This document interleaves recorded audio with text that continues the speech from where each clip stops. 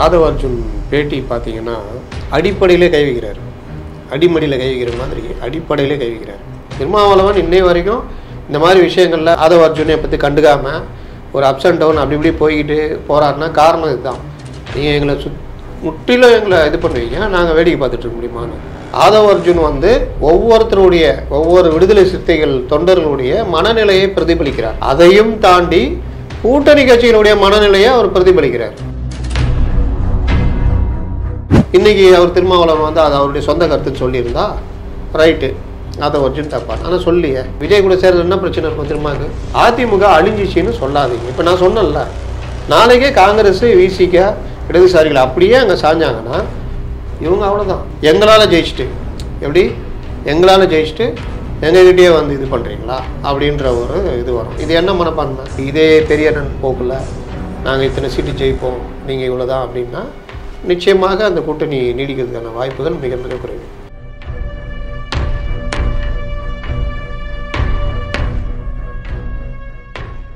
தமிழ் நேயர்களுக்கு வணக்கம். என்ற நேர்காணல் சிறப்பு விருந்தினர் மூத்த பத்திரிகையாளர் அப்துல் முத்தலிஃப் அவர்கள். வணக்கம் சார். வணக்கம். விசிக திமுக கூட்டணியில் விரிசல் அப்படிங்கிற மாதிரியான ஒரு பேச்சு இருந்துகிட்டு இருக்கு. கூட்டணியில் ஒன்றும் இல்லை, நாங்கள் சகஜமாக தான் இருக்கோம் அப்படிங்கிற கருத்தும் சொல்லப்படுது. ஆனால் பொதுவெளியில் வைக்கப்படுற கருத்துக்களை வச்சு நம்ம ஒரு புரிதலுக்கு வர முடியுது.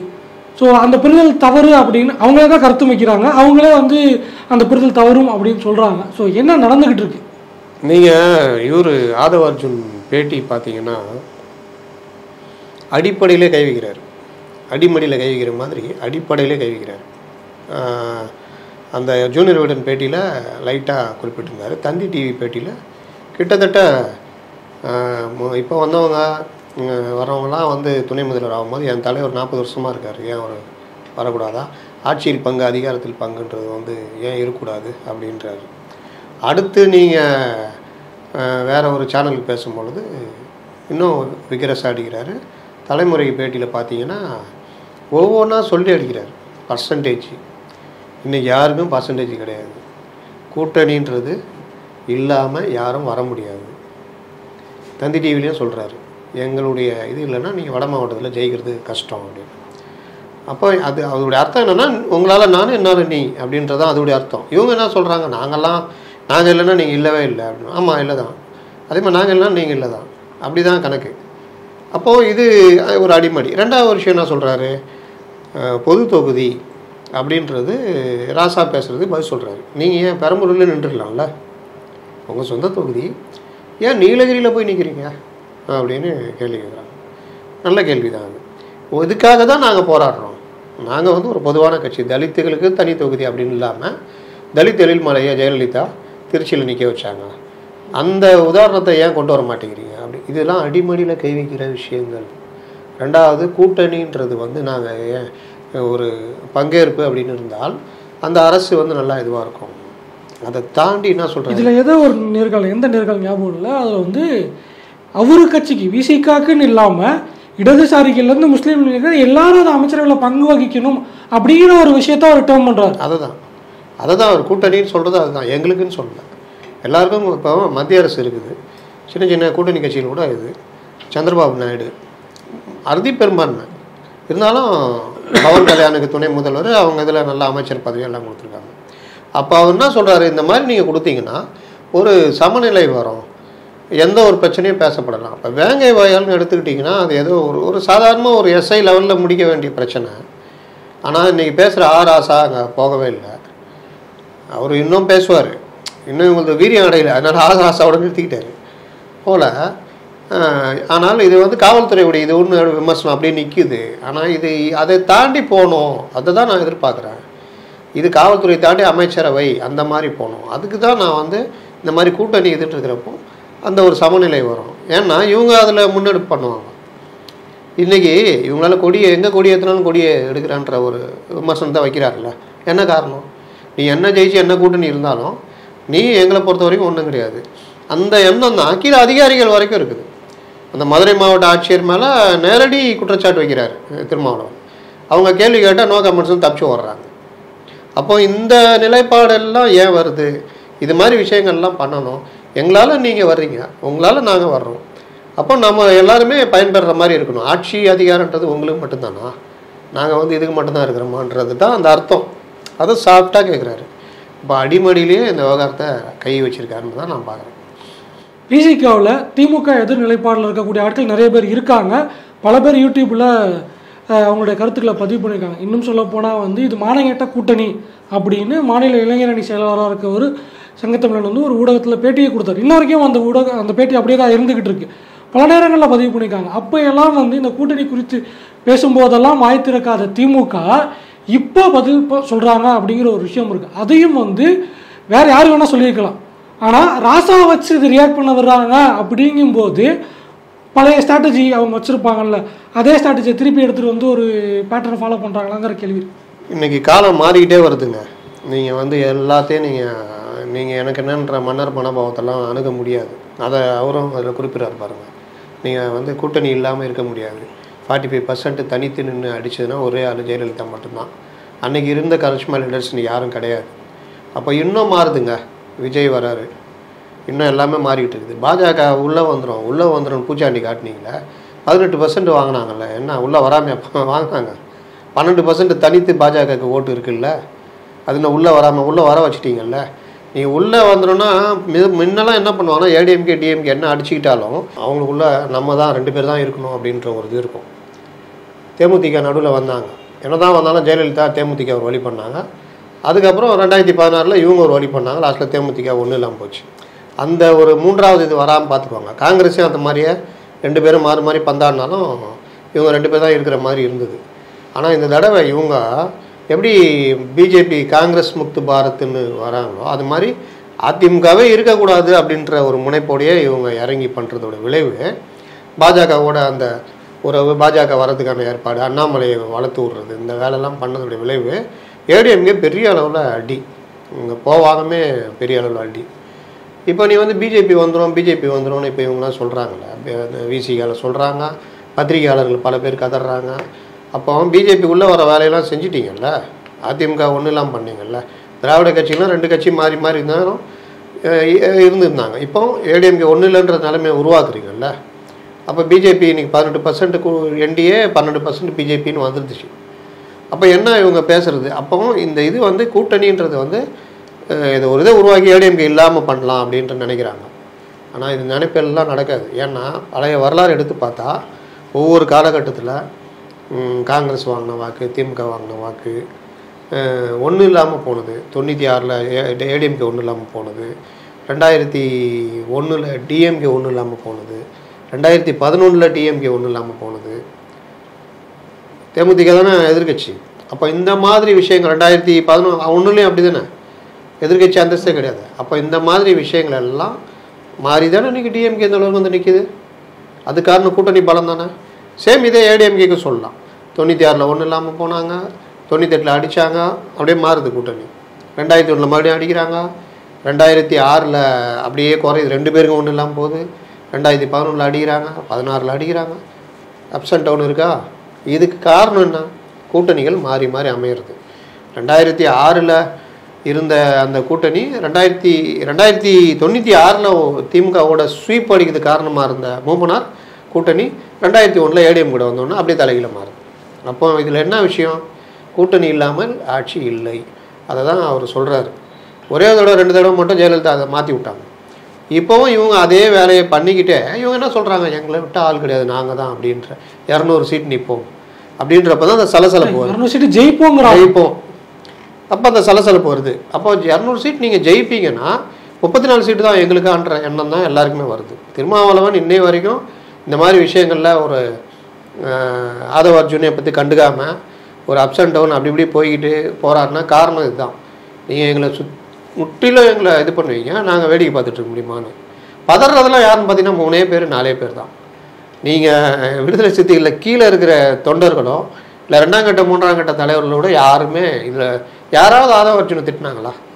யாரும் இல்லை. அதனால் இது வந்து வரவேற்கிறது மாதிரி இது போய்கிட்டு இருக்குது. இதில் வந்து ஸ்டேட்மெண்ட் கொடுத்தது ஆதவ அர்ஜுன், அதுக்கு ஃபஸ்ட் கவுண்டர் கொடுத்தது ஆராசா, திமுக விசிகா இதிலேருந்து கொடுத்தாங்க. அப்புறம் ஆதவ அர்ஜுனுக்கு விசிகாலேருந்து எதிர்ப்பு வந்துச்சு. இன்றைக்கி வந்து விசிகா தலைவர் திருமாவளவன் கிட்ட கேட்கும்போது அவருக்கு ஏற்புடையதெல்லாம் நாங்கள் பார்த்துக்கிறோம், ஆலோசனை பண்ணுறோம், நடவடிக்கை எடுக்கிறத பற்றி அப்படின்னு ஒரு ஸ்டேட்மெண்ட் கொடுத்துட்டார். ஸோ இது நடந்தது 2 கட்சிக்குள்ளே நடந்த கருத்து பரிமாற்றம் தான். இவர் பேசினாரு, அவங்க ரியாக்ட் பண்ணுறாங்க, இவங்க கட்சியிலேருந்து ரியாக்ட் பண்ணுறாங்க. அப்படிங்கும்போது திமுக கூட்டணியை உடைப்பதற்கு முயற்சி பண்ணுறாங்க அப்படின்னு ஊடகங்கள் மேலேயும் இன்னும் சில நடுநிலையாளர்கள் மேலேயும் வந்து, அதாவது திமுகவுக்கு ஆதரவாக பேசாத ஆட்கள் மேலே வந்து அவதூறு பரப்புறது, இல்லை அந்த ஒரு கருத்தை நீங்கள் வந்து கூட்டணி உடைக்க பார்க்குறீங்க, அதில் வந்து உங்களுக்கு நப்பாசம் இருக்குது, நரேட்டிவ் செட் பண்ணுறீங்க, மண்ணை வாரி தூத்துறீங்கிற மாதிரியான சில கருத்துக்களை பலர் வந்து தொடர்ச்சியாக சொல்லிக்கிட்டே இருக்காங்க. அவங்களும் ஊடகவியலாளர்கள் தான் தங்களை சொல்லிக்கிறாங்க. இதை எப்படி புரிஞ்சுக்கிறது சார்? பேசுறது அவங்க 2 பேர், பள்ளியை யாரோ மேலே ஒருத்தர் மேலே போகிறது நியாயமா? நீங்கள் ஊடக எல்லாருக்குமே ஏதோ ஒரு கட்சி சார்ந்து இருக்கும். நானே கூட சொல்லியிருக்கேன், எனக்கு ஒரு கட்சி இருந்தால் கட்சியிலேயே 17 வருஷம் உறுப்பினராக இருந்தேன், ஃபுல் டைமர் வரைக்கும் வந்தேன். ஆனால் நீங்கள் ஊடகவியலாளர் அப்படி வந்த பிறகு நீங்கள் வந்து ஒரு பொதுவாக இருக்கணுன்றது தான் என்னுடைய எதிர்பார்ப்பு. இஷ்யூ பேஸில் தான் நீங்கள் பேசணும். ஆனால் இப்போ என்ன பிரச்சனைனா, அவங்கவுங்களுக்கு கிடைக்கிற சலுகைகள், இந்த மாதிரி விஷயங்கள் அவங்கள பேச தோணுது. அவங்க வந்தது ஊடக வியாபாரத்துக்கு தான் வந்தாங்க, ஊடகவியலாளராக வரல. இதில் நீங்கள் சொன்ன மாதிரி இந்த கருத்தை நம்மளாக யாரும் உருவாக்க முடியாது. இன்றைக்கி வர்ற கருத்து இப்படி வெடிக்குது. அதிமுகவில் பண்ணும்போது மட்டும் சந்தோஷமாக இருந்தது. ஒரு 6 முன்னாள் அமைச்சர்கள் எடப்பாடிக்கு எதிராக இருக்கிறார் அப்படின்னு ஒரு மூத்த பத்திரிகையாளர் லைட்டாக அவருக்கு வந்த தகவல்னு அவர் சொன்னதை வச்சுக்கிட்டு எத்தனை நாள் உருட்டினாங்க, ஞாபகம் இருக்குதா? இன்னைக்கு வரைக்கும் அதை பேசிக்கிட்டு இன்னைக்கு வரைக்கும் பேசுகிறாங்க. அந்த டைம்லலாம் நான்லாம் என்ன பேசினேன், அந்த மாதிரி இல்லை பொதுக்குழு வந்து இது மாவட்ட செயலாளர் கூட்டலை, அது கூட்டாத காரணம் அப்படியே வெடிச்சு செதறிடும், அதனால் அவசர செயற்குழு கூட்டத்தை கூட்டுறாங்க அப்படின்னாங்க. இங்கேயே வெடிக்குதுன்னா அவசர செயற்குழுல இன்னும் வெடிக்கும். ஏன்னா மாவட்ட செயலாளர் கீழே இருக்கலாம் வர்றான். அப்போ இதெல்லாம் கூட என்கிட்ட கேட்டப்போ நான் சொன்னேன், இதெல்லாம் ஒன்றுமே இல்லை, நான் விசாரித்த வரைக்கும் இது ஒரு மேட்டரே கிடையாது. இன்னொன்று, அவங்களுக்குள்ள பிரச்சனை இல்லைன்னு யாரும் சொல்ல முடியாது, இருக்குது. ஆனால் 2026 இந்த ஒற்றுமை குறைஞ்சதுன்னா இன்னும் ஒன்றும் இல்லாமல் போய்டும் ஏடிஎம்கேன்றதுலையும் அவங்க தெளிவாக இருக்கிறாங்க. அதனால் 1000 பிரச்சனைகள் இருந்தாலும் அவங்க வந்து இந்த இதெல்லாம் வெளியில் காமிச்சிக்க மாட்டாங்க, அது வாட்டில் தனி இது தனியாக போகும் அப்படி. அதனால் அந்த கூட்டம் ஒன்றுமே இருக்காது, சாதாரணமாக நடந்தது. அன்றைக்கி ஓ அப்படியாடு இப்படியாடுன்னு எதிர்பார்த்தவங்களாம் முடிஞ்சிச்சு. இன்றைக்கி வெளிப்படையாக வெடிக்குது. நீங்கள் ஆதவ அர்ஜுன் வந்து ஒவ்வொரு விடுதலை சிறுத்தைகள் தொண்டர்களுடைய மனநிலையை பிரதிபலிக்கிறார். அதையும் தாண்டி கூட்டணி கட்சிகளுடைய மனநிலையை அவர் பிரதிபலிக்கிறார். அவர் கேட்குற ஒவ்வொரு கேள்வியும் பல காலமாக பலரும் வச்சிருந்த விமர்சனம். பொது தொகுதியை ஏன் கொடுக்க மாட்டேங்கிறீங்க, பொது தொகுதியை சமூக நீதி கட்சின்றீங்க, பொது தொகுதியில் ஏன் தலித் வேட்பாளர்களை பட்டியலின மக்களை நிறுத்த மாட்டேங்கிறீங்க, நீங்கள் தானே அந்த இதை கொண்டு வரணும், வேறு யார் கொண்டு வருவா? நாங்கள் பாரு அது ஜெயலலிதா பண்ணாங்க, இவரை பெரிய பதவி நீங்கள் இன்னொன்று ஆதி திராவிட நலத்துறை தான் இவங்களுக்கு கொடுப்போம் அப்படின்னு ஏன் பண்ணுறீங்க? இப்போ சபாநாயகராக்குனாங்க, உணவு அமைச்சராக்குனாங்க. அது கூட ஒரு கதை சொல்லுவாங்க, அவர் வீட்டுக்கு தனபால் வீட்டுக்கு விருந்து கூப்பிட்டப்போ யாரும் வரலன்னு அவர் வருத்தப்பட்டப்போ அந்த உணவுத்துறைக்கே உங்களை மந்திரி ஆக்குறேன்னு ஆக்குனாங்கன்னாங்க. அது என்னன்னு தெரியாது, ஆனால் அது ஒரு நல்ல ஒரு எடுத்துக்காட்டு அல்லவா? தலித் எழில்மலைக்கு கொடுத்து அவரை பொறுத்து நிற்க வச்சு அவரை அமைச்சராக்கிறதுக்கு உதவி பண்ணது, இதெல்லாம் வந்து முன்னோடியாக பல வருடங்களுக்கு முன்னாடியே, பல 10 ஆண்டுக்கு முன்னாடியே பண்ண பிறகு இன்னமும் நம்ம சமூக நீதி அரசுன்னு சொல்லிக்கிறோம், எல்லாம் பண்ணிக்கிறோம். ஆனால் நம்ம கட்சியில் இருக்கிறவரையே அந்த தொகுதி பொது தொகுதி ஆனோன்னா அவரை கொண்டு போய் தனி தொகுதியில் தான் நீ நிற்கணுன்றதுக்காக வேற ஒரு மாவட்டத்தில் சம்மந்தமில்லாத நிப்பாட்டுறீங்க. அதைத்தானே ஆதவ அர்ஜுன் கேள்வியாக வைக்கிறாரு. இந்த விமர்சனம் நியாயமான விமர்சனம் தானே. கூட்டணின்றது வந்து எப்படி இருக்கணும், என்ன பங்கு பெறணும்னு கேட்குறாரு. வேங்க வயல் பிரச்சனை ஏதோ சாதாரண விஷயமா நீங்கள் பார்க்க முடியாது, அது காவல்துறை மேலே பழிய போடாதீங்க, அதுக்கு உண்டான அமைச்சரவை இதெல்லாம் சேர்த்து தான் நம்ம பார்க்கணுன்றாரு. மாதிரி ஒவ்வொரு விஷயத்தையும் பேசுகிறாரு. கூட்டணி பலம் இல்லாமல் யாரும் இனிமேல் ஜெயிக்க முடியாதுன்றாரு. இப்போ இந்த விஷயம் இதெல்லாம் வந்து பதறது யாருன்னு பார்த்தீங்கன்னா விடுதலை சிறுத்தைகளில் அந்த குறிப்பிட்ட ஒரு 4-5 பேர் பதறாங்க. பிஜேபி வந்துடும், ஐயோ வந்துடும், கிட்ட வந்துச்சு, அந்த தெருவுக்கு வந்துச்சு, இந்த அளவுக்கு பதறாங்க. இந்த பக்கம் நீங்கள் சொன்ன அந்த பத்திரிகையாளர்லாம் உட்காந்துக்கிட்டு மற்றவர்கள் இது எப்படியாவது உடைத்து விட முடியுமா என்று பார்க்கிறார்கள்னு உடையவே முடியாத ஒரு இதுவா, இல்லை உடையவே கூடாதா? இது எல்லாமே 2026 எப்படி வேணால் நடக்கலாம். ஏன் இதுக்கு முன்னாடிலாம் உடஞ்சது இல்லையா? அதுக்கப்புறம் சேர்ந்தது இல்லையா? ஒரே நாள் நைட்டு இதோ பேசிட்டு போயிட்டு காலில் உடச்சிட்டு போனவங்களாம் இருக்கிறாங்க. மாநாடுக்கு பேனர் வச்சு, திருச்சி மாநாடுக்கு பேனர் வைக்கும்போது போயஸ் கார்டனில் போய் வைக்க கையெழுத்து போட்டதெல்லாம் இருக்குது. எவ்வளோ முன்னுதாரணங்கள் இருக்குது. அப்போ வந்து நீங்கள் இதை வந்து ஏன் இந்த மாதிரி முட்டு கொடுக்குறீங்கன்னு கேட்குறோம். அப்போ இதில் இவங்க முட்டு கொடுத்ததுலேயே ரொம்ப உணர்ச்சி வசப்பட்டு என்னென்னா அடுத்தவங்களை திட்டுறது. இவங்களாம் வந்து எதிர்பார்க்கிறார்கள். என்ன எதிர்பார்க்குறாங்க? ஒரு பத்திரிகையாளருடைய வேலை என்ன நிலைமை இருக்கோ அதை விவரித்து பேசுவது. இன்னொன்று அந்த அனலைஸ் பண்ணுறது, இது இப்படி போனாலும் இப்படி நடக்கும், இப்படி போனால் இப்படி நடக்கும். இதை பல தடவை சொல்லியிருக்கோம். இதே கூட்டணி அப்படியே இருக்குது அப்படின்னா அவங்க அந்த தொகுதி போன தடவை கொடுத்ததோட கொஞ்சம் கூட எதிர்பார்ப்பாங்க. இல்லை போன தடவை கொடுத்ததே ஓகே அப்படின்னா அந்த கூட்டணி தொடர்ந்துச்சுன்னா நீங்கள் ஸ்ட்ராங்கான கூட்டணி ஜெயிக்கிறதுக்கு வாய்ப்பு இருக்குது. ஆனாலும் அந்த 5 வருஷம் நீ ஆட்சி பண்ணியிருக்கீங்க, பல பிரச்சனைகள் இருக்குது. விஜய் வராரு, இந்த சைடு கூட்டணி எல்லாமே இருக்குது, வாக்கு சதுரம், அந்த வெற்றி உங்களுக்கு கிடைக்குமான்னு சொல்ல முடியாது. ஒன்று. ரெண்டாவது என்ன, இந்த கூட்டணியிலே பிரச்சனையாகி அப்படியே காங்கிரஸ் விசிகே இவங்க எல்லாம் ஏடிஎம்கே பக்கம் போனாங்கன்னா எல்லாமே தலைகீழாக மாறிடும். மீண்டும் ஏடிஎம்கே புத்துணர்வு பெறுவாங்க, அவங்க ஆட்சி பிடிப்பாங்க. இது ஒரு பார்ட்டு. விஜய் கூட கூட்டணி இன்னைக்கு கூட ஒரு இடத்துல பேசிட்டு வந்தேன். இவங்க விசிகே சொல்கிற கூட்டணி, அமைச்சரையில் பங்கு, காங்கிரஸ் எதிர்பார்க்குறது, சீட்டு எல்லாம் விஜய் நான் ஓகேங்க, நம்ம எல்லாம் சேர்ந்து நிற்போம், நான் முதலமைச்சர் வேட்பாளர், உங்கள் எல்லாருக்கும் உரிய மரியாதை உண்டு, வந்த உடனே நான் முதலமைச்சர், காங்கிரஸுக்கு துணை முதல்வர், இல்லை திரும்ப துணை முதல்வர், மற்ற எல்லாருக்கும் அமைச்சரவை. ஆந்திராவில் கொடுத்த மாதிரி 5 துணை முதல்வர் கூட கொடுக்கலாம். 2 துணை முதல்வர், நான் முதல்வர், ப்ளஸ் எல்லாருக்கும் அமைச்சரவை, நம்ம ஒரு கூட்டணி ஆட்சியாக நடத்தலாம் அப்படின்னா யாருக்கு கசக்கும்? விஜய்க்கு கசக்குமா? அதில் என்ன பாயிண்ட் வைக்கிறாங்க அப்படின்னா 26 வந்து திமுக ஆட்சியை குறை சொல்லி உங்களால் ஜெயிக்க முடியாது, திமுக ஆட்சியில் குறையே இல்லைங்கிறனால இந்த ஸ்டாண்ட் எடுக்கிறாங்கிற ஒரு கருத்தை வைக்கிறாங்க. திமுக ஆட்சியில் என்ன குறையே இல்லை அப்படின்னா அந்த காலத்தில் சொல்லுவாங்க, அந்த ராஜா காலத்தில் இதெல்லாம் மாதம் மும்மாரி பொழிகிற கூட நல்லா பொழியுது அதுன்னுவான், வெளியில் போனாலும் எந்த பிரச்சனையும் இல்லை. ஒரு படத்தில் கூட வரும், பஞ்சம்னு சொல்லுவான், ஒன்று கொன்றுவேன் பஞ்சம்னா பஞ்சத்துக்கு பஞ்சமே இல்லை அப்படின்னு மாற்றி சொல்லுவான். அந்த மாதிரிலாம் வந்து இந்த குலேபகாவலி படம் நினைக்கிறேன். அந்த மாதிரி நீங்கள் நான் அடிக்கடி சொல்கிறது தான், மக்கள் தான் தீர்மானிப்பாங்க. மக்கள் வந்து எல்லாத்துக்கும் மௌனமாக இருக்காங்கன்னா அப்படியே எல்லாத்தையும் அங்கீகரிக்காங்கன்னு அர்த்தம் கிடையாது. 96 கூட மௌனமாக தான் இருந்தாங்க. 5 வருஷம் எல்லாத்தையும் பார்த்தாங்க. 5ஆவது வருஷம் முடிஞ்சோன்னு ஒரு குத்துனாங்க. அன்றைக்கி நீங்கள் ரோடை பிளாக் பண்ணீங்க, எவ்வளோ தொல்லை சென்னை மக்களுக்கும் சரி தமிழக மக்களுக்கும் சரி. லாஸ்ட்டில் என்ன ஆச்சு? தூக்கி எறிஞ்சாங்க. அதனால் இது வந்து மக்கள் வந்து எப்போவுமே தெளிவாக இருப்பாங்க. நீங்கள் இந்த கூட்டணிகள் மாறுறதெல்லாம் வந்து அந்த டைமில் கிடைக்கிற பலம், கூடுதல் பலம், இது எல்லாம் வந்து 2026 எதிர்வலிக்கும். நான் அதானே சொல்கிறேன், நீங்கள் இந்த கூட்டணி தக்க வச்சிங்கன்னா ஓகே, இல்லாட்டி உங்களுக்கு சிக்கல். கூட்டணி வெளியே விட்டிங்கன்னா 2 பாயிண்ட் இருக்குது. ஒன்று விஜய்க்கு ஒரு நான் சொன்ன அந்த வாய்ப்பு இருக்குது, இல்லை ஏடிஎம்கேக்கு வாய்ப்பு இருக்குது. இல்லை கொடுங்க நீங்கள் இதே கூட்டணியில் இருங்க, என்டிஏ மறுபடியும் அண்ணாமலை இல்லை தமிழிசையை போட்டுட்டு என்டிஏ மறுபடியும் ஸ்ட்ராங் ஆகுதுன்னா அப்போவும் உங்களுக்கு சிக்கல் தான். ஏன்னா 2019க்கும் 21க்குமே உங்களுக்கு 6% ஓட்டு குறைஞ்சி போச்சு. ப்ளஸ்ஸு ஜெயிக்கிறது ஒன்றும் பெரிய வெற்றி கிடையாது.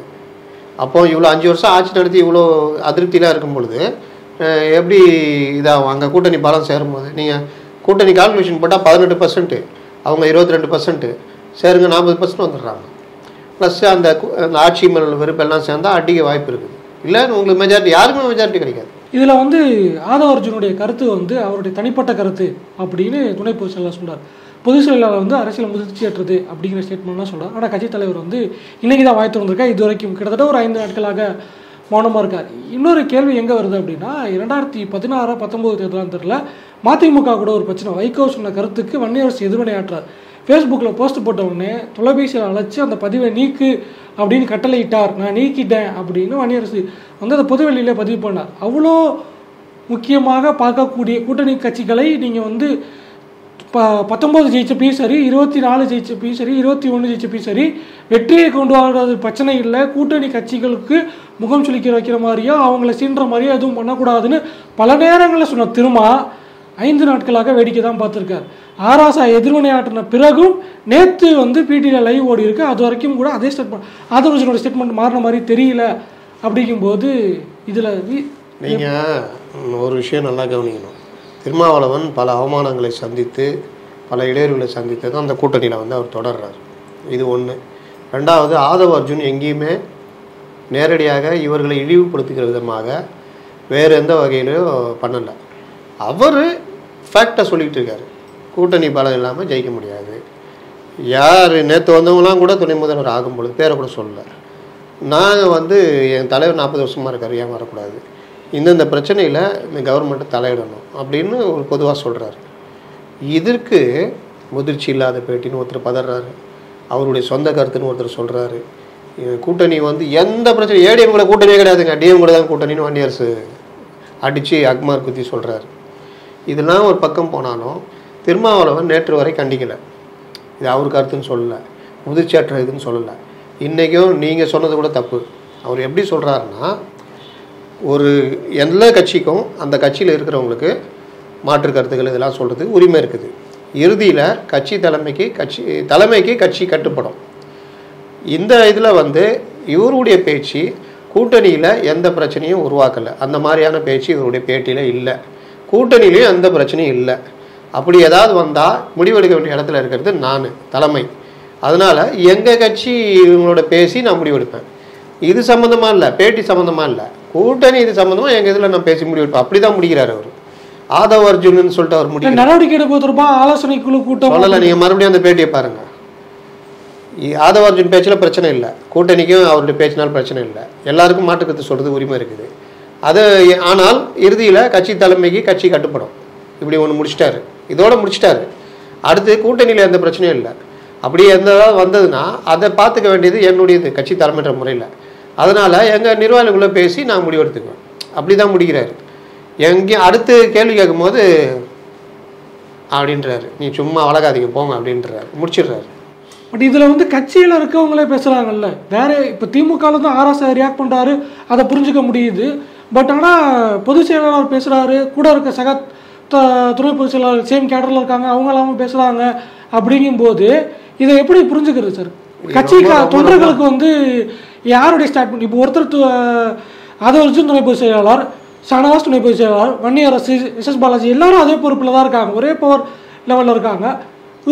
ரவிக்குமார் மட்டும் பொதுச் செயலாளர் ஒரு கேடரில் இருக்கார்.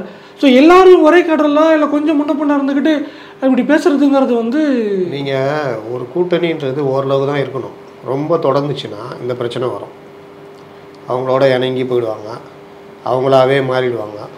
நம்ம அதானே திருப்பி திருப்பி சொல்கிறோம். ஆலூர் ஷானவாஸ் இவங்களாம் பேசுறதுலாம் நீங்கள் டிபேட்லாம் பார்க்குறீங்க. நீங்கள் ஒரு திமுக ஸ்போக்ஸ் பர்சனாக மாறிட்டார். அந்த இதில் பார்த்தா திமுக ஒருத்தர் உட்காந்துருப்பார், இவர் உட்காந்துருப்பார், ஒரு பத்திரிகையாளர் இருப்பார். இவங்க 3 பேருமே திமுக ஆதரவு பேசிகிட்டு இருப்பாங்க. நெறியாளரும் சேர்த்து 4 பேர். நடுவில் யாராவது வலதுசாரி ஆதரவாளர் யாராவது ஏடிஎம்கேன்னு உட்காந்துக்கிட்டு இவங்க 2 பேர் விட அவங்க 4 பேரும் சண்டை போட்டுக்கிட்டு இருப்பாங்க.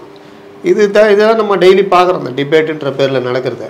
அப்போது இது வந்து நீங்கள் இவங்க 4 பேர் 5 பேர் மட்டும்தான் பதறாங்க. ஏன்னா இவர்கள் ஏதோ ஒரு வகையில் திமுகவால் ஆளுங்கட்சினால் தொடர்ச்சியான 2019 ஆதாயத்தை அடைஞ்சிட்டு வராங்க. அதுக்கு பங்கம் வந்துருமோன்னு சொல்லிட்டு இன்னொன்று இவங்க அந்த இதில் மாறிட்டாங்க.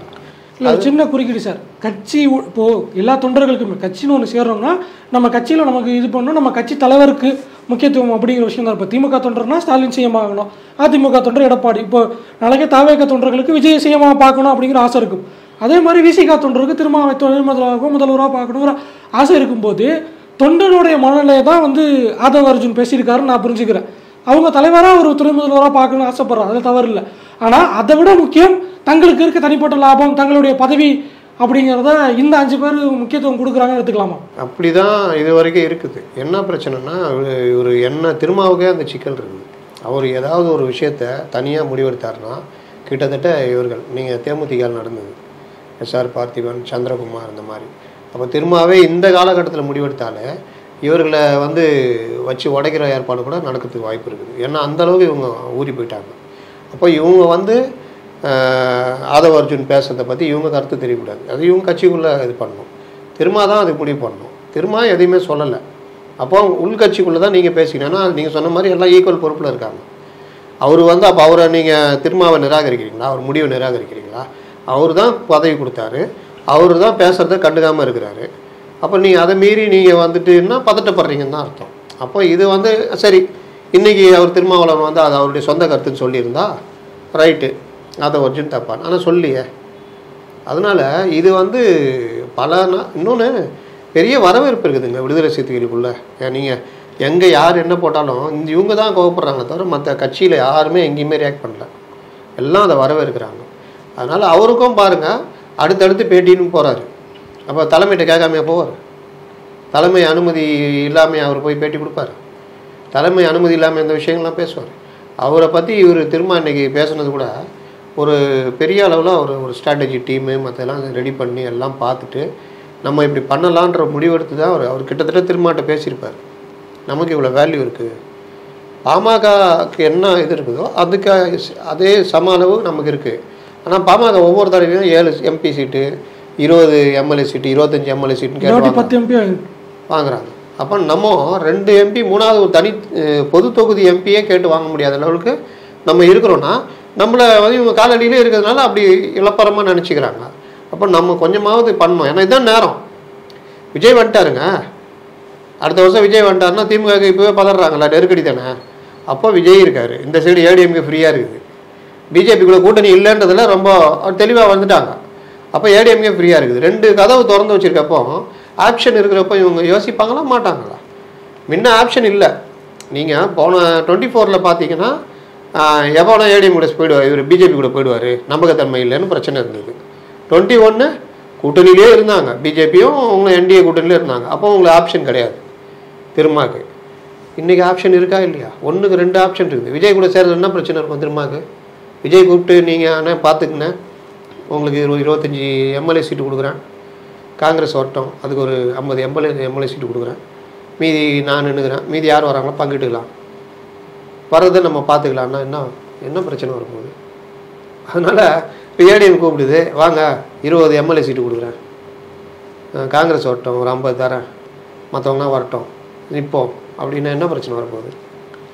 இதில் ஆதவர்ஜுன் பேசின கருத்துக்கள் இருக்குல்ல, அதுக்கு சில கவுண்டர் பாயிண்ட்ஸ்னு சொல்லிட்டு வைக்கிறதையும் பார்க்க முடியும். ஆதவர்ஜுன் தலித்துகளுக்கான ரெப்ரசன்டேஷன் இல்லை, அதுக்காக நான் குரல் கொடுத்துக்கிட்டு இருக்கேன், அமைச்சரவையில் இருக்கும்போது எங்களால் இன்னும் ஸ்ட்ராங்காக ஃபைட் பண்ண முடியும் அப்படிங்கிறாங்க. ஆனால் இங்கே என்ன சொல்கிறாங்க அப்படின்னா, ஆர்எஸ்ஆ இருந்திருக்காரு, இன்னமும் ஆர்எஸ்ஆ இருந்துகிட்டு தான் இருக்காரு அப்படின்ட்டு. ஆட்சியிலையும் வந்து சீஃப் செக்ரட்டரி ஒரு தலித் தான், சிட்டி கமிஷனர் ஒரு தலித் தான், தலித்துகள் எஸ்எஸ்டி ஆணையம் அமைக்கப்பட்டிருக்குது, அவங்களுக்கு எதிரான வன்கொடுமைகளுக்கு நடவடிக்கை எடுக்கிறதுக்காக கவர்மெண்ட் மெஷர்ஸ்லாம் எடுத்திருக்காங்க. இப்படி ஏகப்பட்ட விஷயங்கள் செஞ்சுருக்கும்போது தலித்துக்கு எதுவுமே செய்யலை அப்படின்னு சொல்கிறது சரியாக இருக்குமா அப்படிங்கிற ஒரு பாயிண்ட் வைக்கிறாங்க. இது எல்லாமே வெற்றுவாதம். கமிஷனர் வராருன்னா அவருடைய ஏடிஜிபி ரேங்க்கு அதை வச்சு தான் அவர் வராரு. அவர் ஒன்றும் அந்த காஸ்ட் இதை வச்சு வரல.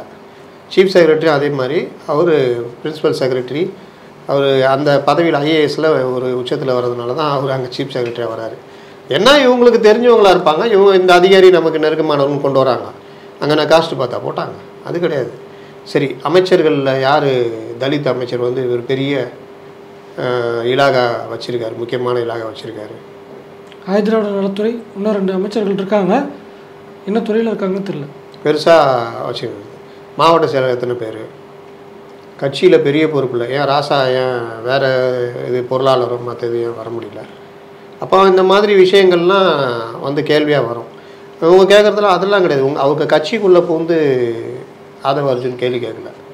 ஆதவ அர்ஜுன் கேட்குறது தலித்துகளுடைய ரெப்ரசன்டேஷனு ப்ளஸ்ஸு நீங்கள் சொல்கிற இந்த விஷயங்களில் நீங்கள் பண்ணுங்கள், பொது தொகுதியில் தலித்துகளை நிற்க வைங்க, ப்ளஸ்ஸு கூட்டணின்றப்போ தலித்துகள் இந்த மாதிரி எங்களுடைய இயக்கங்கள் மாதிரிலாம் வரும்பொழுது உள்ளே வரும்பொழுது அது ஒரு சமநிலை ஒரு இதுவாக இருக்கும் அப்படின்ற மாதிரி தான் அவர் பார்க்குறாரு.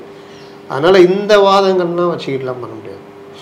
தலித்துகளுக்கு பொது தொகுதி கொடுங்க அப்படிங்கும்போது 6 MLA சீட்டில் 2 பொது தொகுதி கொடுத்தாங்க, 2மே தலித் தலைவருக்கு தான் கொடுக்கப்பட்டுச்சு. நீங்கள் வேணால் நின்றுக்கலாம்ல, தலித்துகளை நிப்பாட்டிக்கலாம்ல, உங்களுக்கு கொடுத்த சீட்டில் நீங்கள் நிப்பாட்டல, அப்போ திமுக கிட்ட மட்டும் எப்படி எதிர்பார்க்குறீங்க அப்படின்னு. ஆனால் ஆராசாவுக்கு வந்து ஏன் பெரம்பலூர் நிற்கல அப்படின்னு வைக்கும்போது அதுக்கு கவுண்டர் பாயிண்ட்டாக வந்து 2 பொது தொகுதி கொடுத்தோம், எஸ்எஸ் பாலாஜியும் சானவாசம் கொடுத்ததுக்கு பதிலாக அங்கே வந்து 2 தலித்துகளை நிப்பாட்டிருக்கலாம் நீங்கள் அப்படிங்கிற ஒரு பாயிண்ட்டை முன்வைக்கிறாங்க.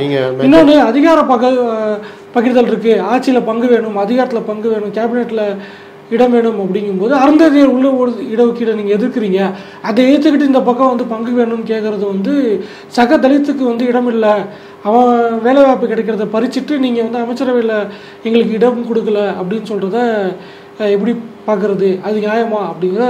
அதாவது இவ்வளோ நாளாக அந்த உள்ஒதுக்கீடை இவர்கள் திருமாவளவன் ஏற்றுக்கல, மற்ற சில பேர்லாம் ஏற்றுக்கல. அந்த விஷயத்த இவங்க அதில் வந்து கூப்பிட்டு பேசுகிறதோ இல்லை வெளிப்படையாகவே இதை எப்படி பண்ணுறீங்கன்னு விமர்சனம் வைக்கிறதோ வைக்கல. உரிமையை கேட்க ஆரம்பித்தோன்னா இந்த வாதத்தை கொண்டு வராங்க. அந்த உள்ஒதுக்கீடு விவகாரத்தில் இவங்க பண்ணுறது மற்ற விஷயங்கள் வந்து பல்வேறு விமர்சனங்கள் இருக்குது, அதுக்குள்ளே போக வேணாம், அது தனி. இங்கே 6 சீட்டு கொடுக்குறீங்க. 6ல் மெஜாரிட்டி யார் நிற்கிறா? 4 தொகுதி தனி தொகுதி, 4லையுமே அவங்க தலித் வேட்பாளர் நிற்கிறாங்க. மீதி 2, ஒன்று ஒரு இஸ்லாமியர் தான் நிற்கிறார், சிறுபான்மை தானே அவர், இன்னொன்று பாலாஜி. இப்போ பொது தொகுதி 2, அதில் 2 பேர் நிற்க வைக்கிறதானு பார்ப்பாங்க. 4 இது கொடுத்துட்டாங்க பட்டியலில் சேர்ந்தோம். மீதி 2 வந்து ஒன்று சிறுபான்மை, ஒன்று இதுன்னு. இதில் என்ன இருக்குது? நீங்கள் என்னமோ 60 தொகுதி கொடுத்து அதில் நிற்க வைக்காத மாதிரி அது அப்போ அந்த பர்சன்டேஜ் வச்சுக்கலாமா? 4%, 4 இதுனா 6க்கு 4 அந்த இது வச்சுக்கலாமா? வச்சுக்கிட்டு பார்த்தா இதாகாது. அந்த மாதிரி இவங்க என்னென்னா வைக்கிற வாதம்லாம் வினோதமாக இருக்கும். நீ ஏன் அப்படின்னு கேட்டால் அதுக்கு நீ என்ன செஞ்ச அப்படின்னு திருப்பிட்டு கேட்குறது. ஆனால் இது எல்லாமே மாறுதலுக்கு உட்பட்டது. முதல்வர் சொன்ன மாதிரி மாற்றம் ஒன்றே மாறாதது. அதனால் 2026 தான் பல மாற்றங்களை உருவாக்கும் அப்படின்னு. இந்த மாதிரி இதே பெரியண்ணன் போக்கில் நாங்கள் இத்தனை சீட்டு ஜெயிப்போம், நீங்கள் இவ்வளோ தான் அப்படின்னா நிச்சயமாக அந்த கூட்டணி நீடிக்கிறதுக்கான வாய்ப்புகள் மிக மிக குறைவு. இதில் இறுதியாக ஒரு கேள்வி சார், ஆதவ அர்ஜுன் பேசின மற்ற ஸ்டேட்மெண்ட்லாம் கூட ஓரளவுக்கு புரிஞ்சிக்க முடியுது. ஆனால் மிக முக்கியமாக ஒரு கேள்வி எங்கே வைக்கிறாங்க அப்படின்னா, 26ல் யாருக்கும் தனிப்பெரும்பான்மையே கிடைக்காது, யாருமே வந்து அதிக சீட்டு ஜெயிக்க முடியாது அப்படிங்கிற ஒரு பாயிண்ட் வைக்கிறாரு. இன்னொன்று அதிமுக வலுவாக தான் இருக்குங்கிறாரு. நீங்கள் அதிமுக எதிரான ஒரு அலையன்ஸில் இருக்கீங்க. இப்போது அந்த அலையன்ஸ்குள்ளே இருந்துக்கிட்டு அதிமுக வலுவாக இருக்குதுன்னு சொல்கிறது ஒரு நெகட்டிவாக போகுது. இன்னொன்று இந்த மாதிரியான விஷயம் தனிப்பெரும்பான்மை கிடைக்காது, கூட்டணி வீக்காக இருக்குது அப்படிங்கிற மாதிரியான ஒரு ப்ரொஜெக்ஷன் சொல்கிறது, நீங்கள் உங்கள் கட்சியும் தாண்டி கூட்டணியும் சேர்த்து வந்து நீங்கள் நெகட்டிவாக கொண்டு போகிறீங்க. இது வந்து மக்கள்கிட்ட வந்து ஒரு நெகட்டிவ் இம்பேக்டை கொடுக்கும். இதை ஏன் பேசுறீங்கிற ஒரு கேள்வி வைக்கப்படும். அடிப்படையில் ஆதவ அர்ஜுன் வந்து இவங்கள மாதிரி வழக்கமான அரசியல்வாதி கிடையாது. அவர் இந்த பிரசாந்த் கிஷோர் காலத்துக்கு அப்புறம் அந்த இதில் இருந்து அவர் ஒரு ஸ்ட்ராட்டஜி டீமு, அவர் எடுத்த சர்வே இதெல்லாம். இப்போ நான் கூட என்ன சொல்கிறேன்னா, இந்த பல தேர்தல்களை வச்சு ஒவ்வொரு ஓட்டு மற்ற இது எல்லாம் எங்கெங்கே இப்படி போகுது வருது, அப்புறம் தேர்தல் வெற்றி தோல்விகளெல்லாம் வச்சு பார்க்கும் பொழுது ஒரு கட்சி ஒரு 2-3 தேர்தலில் தோக்குது, இனி ஒன்றுமே கிடையாது அப்படின்றது நீங்கள் சொல்லவே முடியாது. ஒரு கட்சி உடஞ்சி செதறது 3 நாளாக போயிடுச்சு அப்படின்னா ஒன்றும் இல்லைன்னு சொல்லலாம். ஆனால் ஒரு 2550 பொதுக்குழுவில் 2500 பேர் ஒரு தலைமையை ஏற்றுக்கிட்டு 65 எம்எல்ஏக்களில் 62 பேர் 61 பேர் ஒரு தலைமையை ஏற்றுக்கிட்டு ஒரு வலுவாக இன்றைக்கும் கட்டுக்கோப்பாக இருக்கிற ஒரு கட்சி இத்தனை தோல்விக்கு அப்புறமும், அதாவது 2019 பெரும் தோல்விக்கு அப்புறம் 2021 75 எம்எல்ஏக்களை கூட்டணி 65 எம்எல்ஏ அவங்க தனியாக வர்றாங்க, பர்சன்டேஜும் ஏற்றிக்கிறாங்க. 2024 இவங்க இல்லாத இதெல்லாம் சொல்லி ஒன்றும் இல்லை, கூட்டணி இல்லை, அவ்வளோதான் எல்லாம் சொல்லியும் ஏடிஎம்கேடைய ஓட் பர்சன்டேஜ் குறையில. தனிப்பட்ட முறையில் பார்த்தா டிஎம்கேட ஜாஸ்தி இருக்குது. என்ன பிரச்சனை? அண்ணாமலைன்ற ஒரு இவர் வந்து தேவையில்லாத பல வேலைகள் பண்ணி கூட்டணியே தன்னுடைய கூட்டணி சேர்த்து உடச்சிக்கிட்டு எல்லாம் பண்ணனால அண்ணாமலை அந்த இளைஞர்களுடைய இது எல்லாம் சேர்ந்து ஒரு பெரிய பிரிவு, நீங்கள் முழு கூட்டணி அப்படியே பாதுகாத்ததுனால வந்துடுச்சு. அவர் அதை தான் குறிப்பிடுறாரு. கூட்டணி பலம் இல்லாமல் யாரும் வர முடியாது, அதிமுக அழிஞ்சிச்சின்னு சொல்லாதீங்க. இப்போ நான் சொன்னேன்ல, நாளைக்கே காங்கிரஸ் விசிக இடதுசாரிகள் அப்படியே அங்கே சாஞ்சாங்கன்னா இவங்க அவ்வளோதான், அதிமுக வீறு கொண்டு எழும். அப்போது ஒரு கட்சியே இல்லை, ஒன்றுமே இல்லைன்றத சொல்லாதீங்க. இந்த அல்காரிதம் இருக்குல்ல, ஏற்றத்தாழ்வுகள் இந்த இது அது இன்னொன்று என்ன, யாருக்கும் மெஜாரிட்டி கிடைக்காது தான். இன்னொரு பாயிண்ட் இருக்குது சார். திமுக எனக்கு தெரிஞ்சு 96 2006 ஆட்சியில் இருந்துட்டு ஆட்சி 5 ஆண்டுகள் ஆட்சியை முடிச்சுட்டு போகும்போது ஆட்சிக்கு வரும்போது ஒரு பெரிய கூட்டணியாக வருவாங்க.